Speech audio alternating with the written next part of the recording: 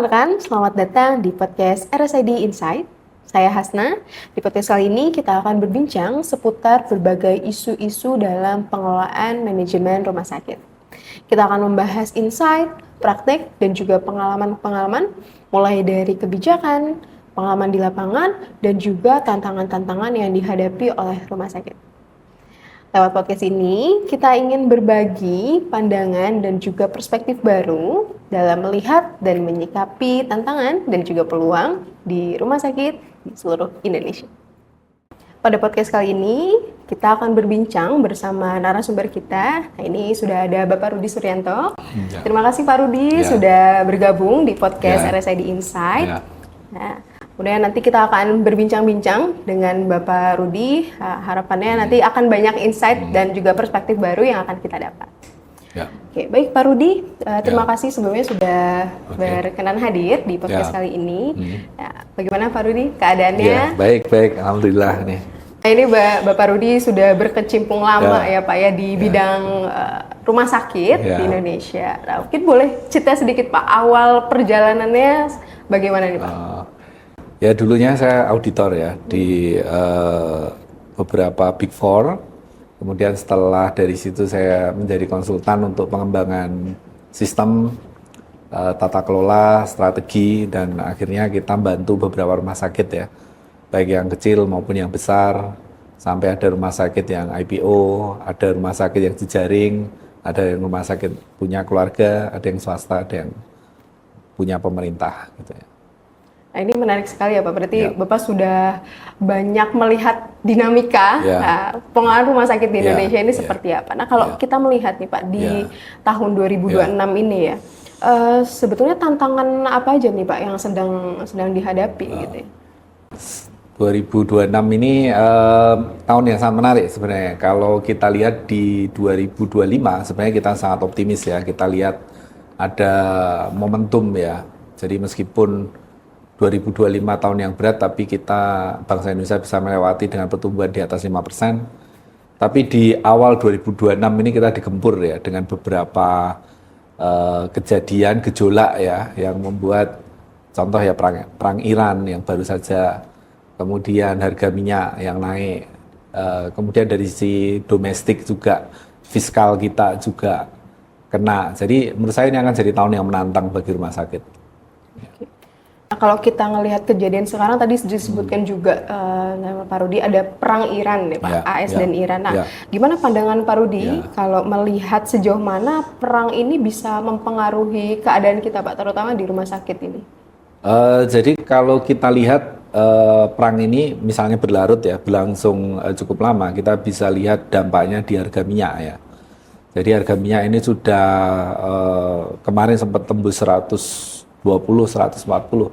Kalau ini di atas 100 itu akan punya dampak yang cukup signifikan ya bagi bangsa kita, karena APBN kita itu cuma dipatok sekitar $70 per barel, dan apabila sampai dengan 100 kita tentu akan ada tekanan yang berat ya di APBN. Nah, pertanyaannya apa sih hubungannya APBN dengan rumah sakit ya? Nah, kalau kita lihat 90% pendapatan rumah sakit itu dari BPJS. Nah, kemarin ada komitmen pemerintah untuk menalangi kekurangan atau defisit di BPJS itu sebesar 20 triliun. Ya. Kalau itu dijalankan rumah sakit, saya kira akan nggak ada masalah. Tapi ketika talangan atau tambahan 20 triliun itu karena satu dan lain hal itu jadi terhambat atau dikurangi, ini akan ada dampak yang sangat signifikan bagi rumah sakit. Ya. Oke. Jadi kalau kita lihat proyeksi pertumbuhan ekonomi Indonesia juga tergolong stabil di kisaran 5% ini begitu ya Pak? Kalau lihat analisis ini kira-kira seperti apa Pak? Ya, ini kita belum memperhitungkan adanya perang Iran ya. Jadi tahun 2025 kita masih mampu ya bertahan di tengah ada perang tarif ya, di tengah berbagai perlambatan ekonomi di dunia, kita masih bisa bertahan di 5%. Sehingga kita sangat optimis sebenarnya di 2026. Tapi karena ada perang di Iran ini, maka ada beberapa lembaga yang kemudian mengubah pandangan ya. Ada beberapa lembaga yang menurunkan rating. Nah, kalau ini terjadi, ini cukup signifikan karena berarti Indonesia akan lebih kesulitan mencari utang di luar negeri. Di sisi lain juga ketika dampak dari penurunan nilai mata uang rupiah dan juga mungkin pelemahan daya beli ini juga akan memukul sektor real sehingga bisa jadi penerimaan pajak kita juga tidak sesuai target. Jadi dengan beberapa hal tersebut maka ada kemungkinan pertumbuhan kita akan tertekan, kemudian jurang fiskal kita atau defisitnya kita akan melebar. Kita diamanai di konstitusi ini sampai dengan 3%. Kalau kita lebih dari 3%, maka perlu ada perubahan dan itu akan harapannya kita nggak sampai ke situ, harapannya kita masih bisa menjaga sampai 3%.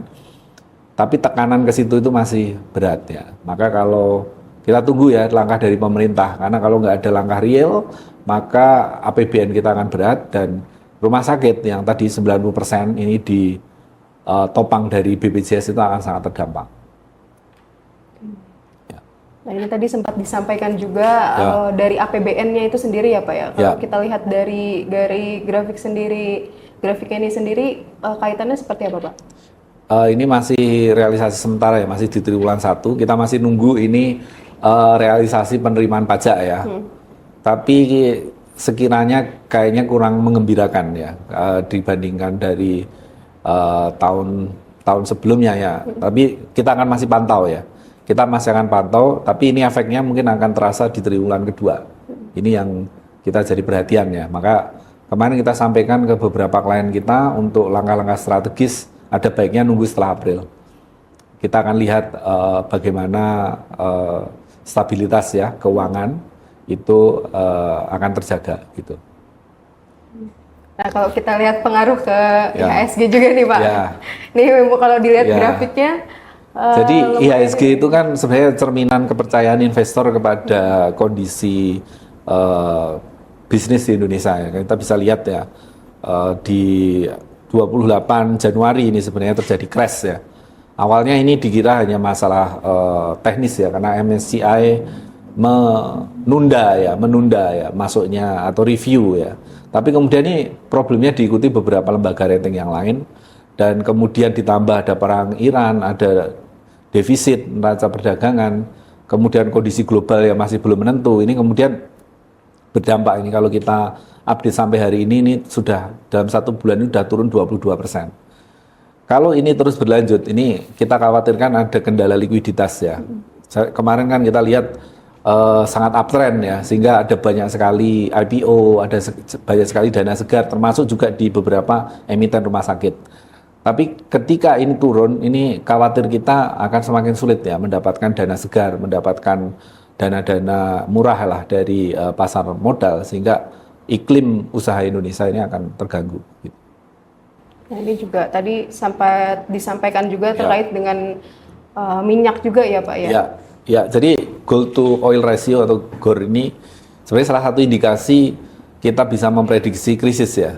Jadi tahun 98, tahun 2008, 2010, 2020 itu ada spike ya, ada kenaikan yang cukup signifikan antara harga emas dibandingkan harga minyak ya. Kemarin kan kita pahami bersama harga emas itu naik dengan sangat signifikan, harga minyak itu stabil ya.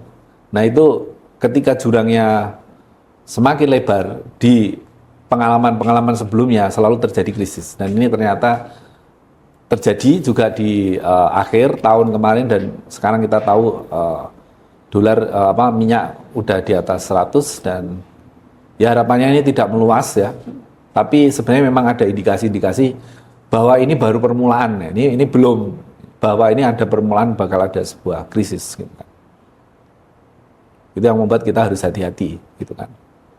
Kalau melihat adanya perubahan-perubahan ini Pak, ini kan berarti memunculkan isu-isu baru juga ya. Sebenarnya di rumah sakit itu secara long term itu masih akan bagus ya. Kita di mana-mana nyampaikan rumah sakit dengan berbagai indikator itu secara jangka panjang akan oke. Tetapi ini problemnya di jangka pendek ya. Ini makanya manajemen rumah sakit, direktur ini harus mengkalibrasi, mengatur ulang posisinya karena ini bisa jadi akan ada sedikit gejolak ya di tahun 2026. Makanya paling tidak menyiapkan ya, tidak ada salahnya untuk menyiapkan payung sebelum hujan ya gitu ya bahasanya ya mungkin ya. Karena kalau kita lihat juga tantangannya nggak mudah gitu Pak. Ya, nggak mudah. Kira-kira kalau dari pandangan Pak Rudi, apa yang perlu disiapkan dari rumah sakit ini Pak? Jadi ini kan tadi dari sisi eksternal ya, dari sisi global ya. Nah, dari sisi nasional itu tantangannya juga nggak kalah ringan ya. Jadi nggak kalah berat ya, karena pemerintah ini sebenarnya ini bukan tahun ini ya, ini mulai tahun 2023 ada undang-undang tentang sistem jaminan kesehatan. Itu yang kemudian salah satunya mengamanatkan adanya kamar rawat inap standar dan juga rujukan berbasis kompetensi. Dua-duanya ini menuntut rumah sakit satu ya, dia menata ulang dari sisi layanan dan juga dari sisi infrastruktur, yang dua-duanya ini membutuhkan dana yang tidak kecil ya. Nah problemnya nggak semua rumah sakit itu siap dengan adanya master plan, sehingga membuat ini seperti bongkar pasang gitu ya. Satu di situ ya. Yang kedua, ketika ada kamar rawat inap standar, ini juga kamar premium, tarif yang mungkin ada diferensiasi itu menjadi lebih standar, sehingga ruang rumah sakit untuk mendapatkan margin itu semakin terbatas gitu kan. Artinya ini rumah sakit dipukul dari dua sisi ya. Dari sisi pendapatan ada potensi ini turun, tadi gabungan dari kondisi global, gabungan dari BPJS yang ada kemungkinan ada keterlambatan dan lain sebagainya. Di sisi lain ya daya beli masyarakat menurun.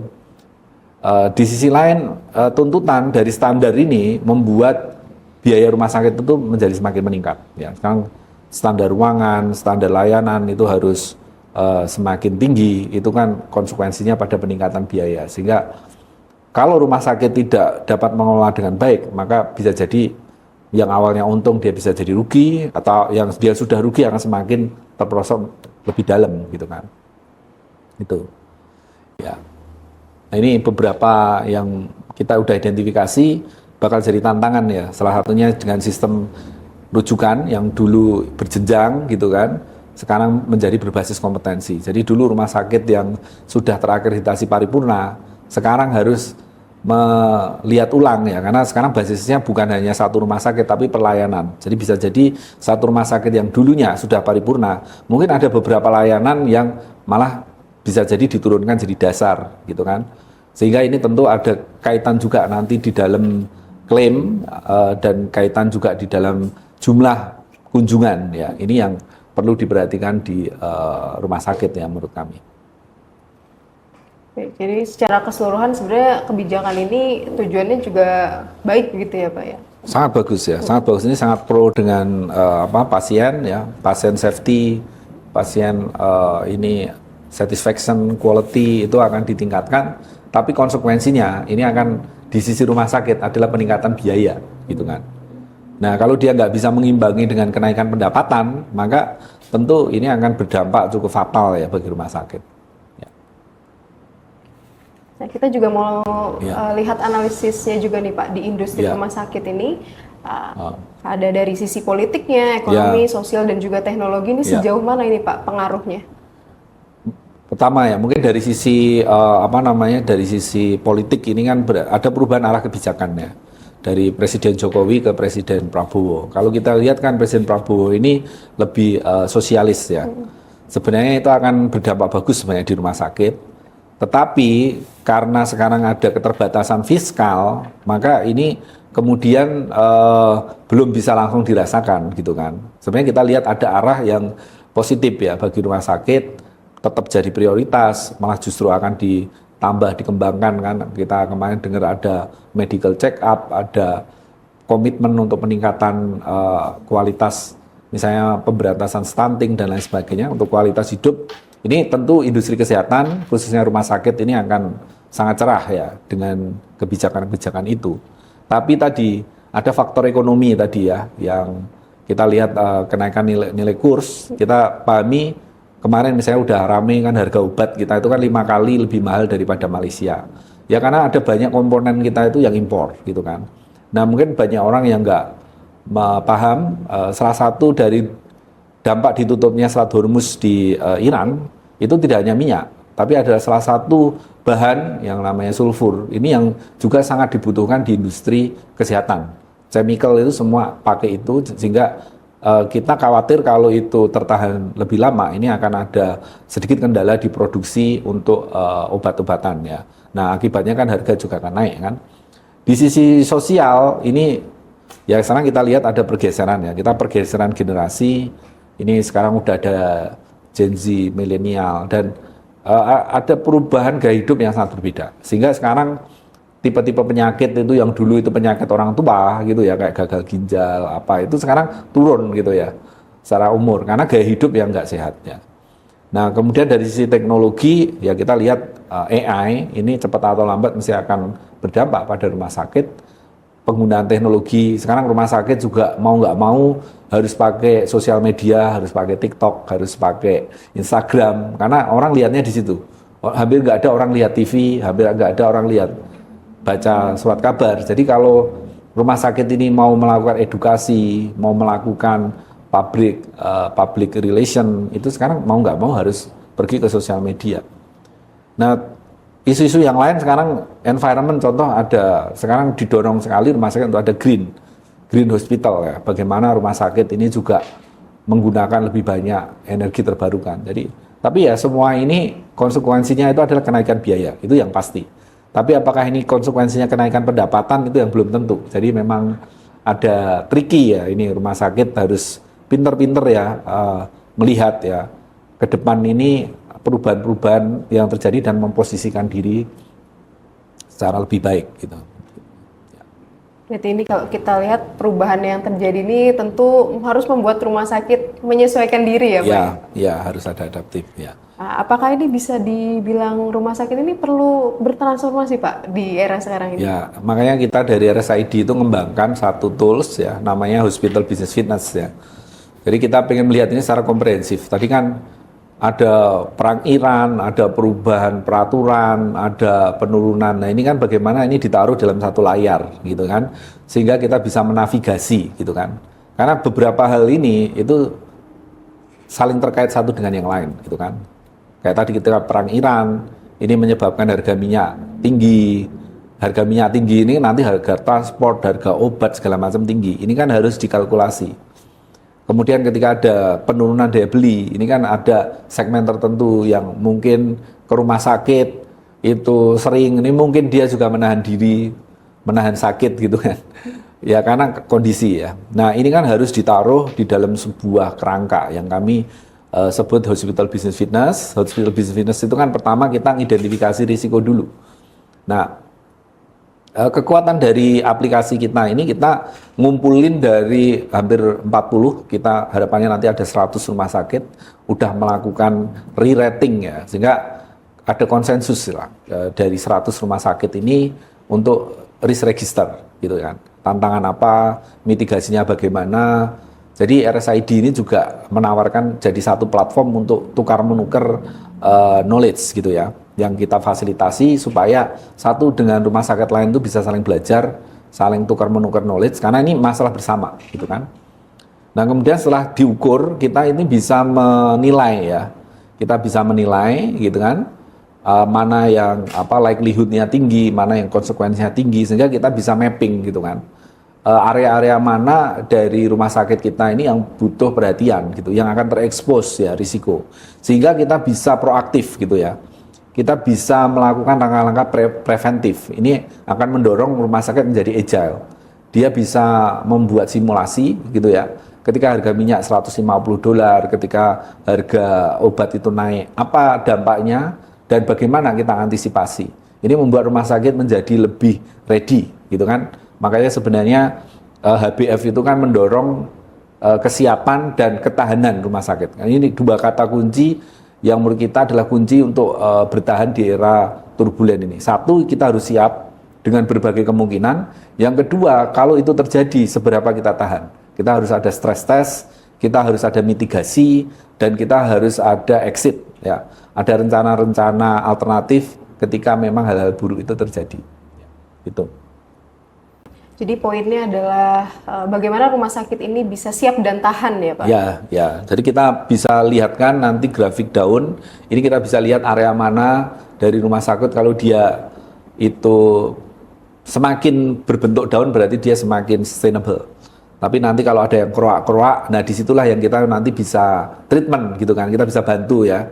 Antisipasinya apa, langkahnya apa, dengan pengalaman kita, dengan jejaring yang harapan kita nanti bisa sampai 100 rumah sakit. Ini maka kita bisa dapat knowledge yang luar biasa, yang harapannya bisa membantu. Sehingga manajemen rumah sakit itu nggak harus mikir sendiri gitu.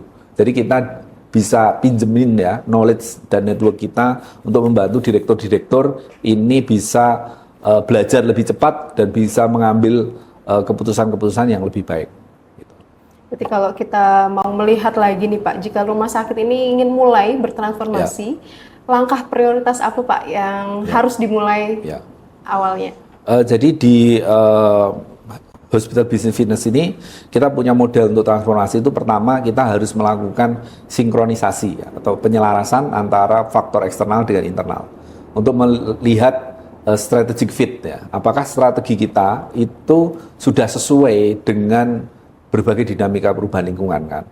Ketika lingkungan sudah berubah sangat ekstrim, maka mau nggak mau ya kita harus melakukan penyesuaian-penyesuaian ya. Jadi sekarang strategic plan itu nggak disusun 5 tahun sekali atau apalagi 10 tahun sekali. Jadi variabelnya bukan waktu, tapi variabelnya itu adalah asumsi-asumsi dasar kita. Ketika asumsi-asumsi dasar yang melatar belakangi suatu strategi itu sudah berubah secara ekstrim, nah saat itu kita harus melakukan kalibrasi, harus melakukan penyesuaian. Nah itu yang pertama ya, kita harus lihat dari rencana strategis bisnis, itu apakah masih relevan. Karena sekarang dengan tadi rumah sakit berbasis kompetensi, mau nggak mau rumah sakit itu harus fokus. Dia harus menemukan kekuatannya, dia harus memetakan pesaingnya, dan dia harus memilih. Dia nggak bisa sekarang kayak palu gada, semua mau dihajar, itu saya kira di era sekarang nggak bisa kayak gitu ya. Satu di situ. Yang kedua, ketika arahnya kita udah tetapkan penyelarasan strategis, maka kita harus ada penyelarasan struktur. Nah, kan logikanya ketika strategi kita itu udah dinamis ya, begitu lingkungan berubah, ya kita sesuaikan. Tapi kalau strukturnya masih tetap, kompetensi SDM-nya masih tetap, ya itu kan sama aja. Karena ujungnya strategi itu kan dieksekusi. Maka kita mappingkan kompetensi di tingkat struktur dan bagaimana sebaiknya ya menata ulang ya struktur atau melakukan rekonfigurasi di dalam struktur sehingga ini SDM ini juga lebih bisa agile gitu kan. Yang ketiga, ketika strukturnya udah disesuaikan, maka ini balik lagi kepada alokasi sumber daya atau dalam hal ini anggaran. Kita punya alat namanya risk-based budgeting. Jadi kita bisa flagging anggaran-anggaran apa yang bisa kita retouch gitu, kita sesuaikan supaya bisa lebih adaptif gitu kan. Anggaran ini menurut kami salah satu alat yang paling mendasar ya bagi rumah sakit. Makanya selalu kita mulai dari situ. Kalau dia nggak punya alat manajemen, gimana dia dapat mengelola? Kalau alat manajemennya itu nggak sesuai dengan kondisi saat ini, bagaimana dia bisa dapat gambaran yang tepat. Maka kita sebut smart budgeting, pengelolaan anggaran yang baik ini jadi kunci ya. Nah baru yang keempat itu di level di operasional ya, berarti SOP. SOP-nya itu kita lihat lagi bagaimana kita bisa efisiensi, bagaimana kita bisa streamline kan prosesnya, apakah ini bisa kita bantu. Nah terakhir itu adalah di digitalisasi, karena bagaimanapun proses tadi bisa lebih mudah, bisa lebih cepat kalau kita mengenalkan dengan berbagai pendekatan digitalisasi. Gitu. Nah, kalau kita melihat salah satu isu yang menjadi perhatian ini kan bagaimana rumah sakit itu bisa bertransformasi berbasis kompetensi. Ya. Tadi juga sampai disampaikan oleh Pak Rudi terkait dengan risk-based budgeting. Kalau kita coba menganalisis kedua hal ini, korelasinya menurut Pak Rudi pandangannya seperti apa? Ya, mungkin sekarang yang lagi jadi topik utama kan rumah sakit berbasis kompetensi, dan saya yakin rumah sakit ini sedang dalam dilema gitu ya. Karena untuk menaikkan dari dasar saja, itu yang paling bawah itu kita kemarin lihat di beberapa rumah sakit itu bisa jadi butuh 3 miliar. Ini ada 24 layanan, berarti kan kurang lebih rumah sakit harus menyiapkan 120 miliar. Nggak semua rumah sakit siap. Dan pun kalau siap, itu ada kendala-kendala lain, contoh, karena itu tidak hanya sarana prasarana, tapi juga SDM.